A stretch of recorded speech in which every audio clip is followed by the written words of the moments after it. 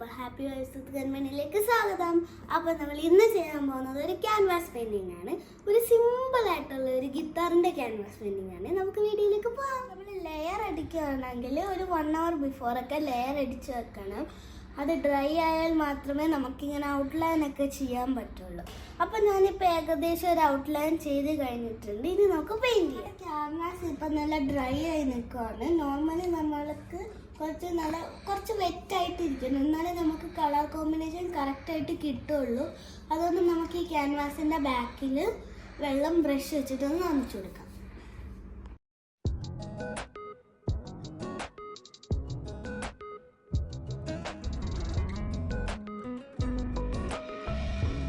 അപ്പം ഒരു റിയൽ ഗിത്താറിൻ്റെ കളറല്ല ഞാനിവിടെ കൊടുക്കാൻ പോകുന്നത്. ഒരു മൾട്ടി കളറ് ഹൈലൈറ്റ് ആയിട്ടാണ് ഞാനിവിടെ കൊടുക്കാൻ പോകുന്നത്.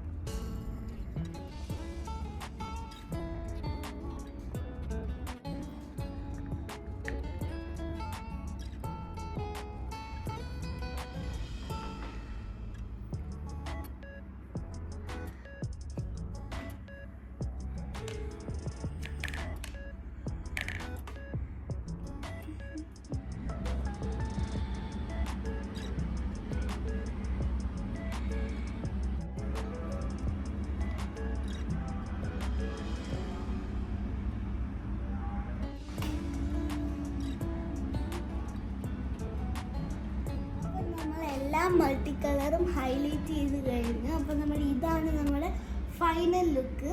എല്ലാവർക്കും ഇഷ്ടപ്പെട്ടെങ്കിൽ ലൈക്ക് ചെയ്യുക, സബ്സ്ക്രൈബ് ചെയ്യുക. ബൈ.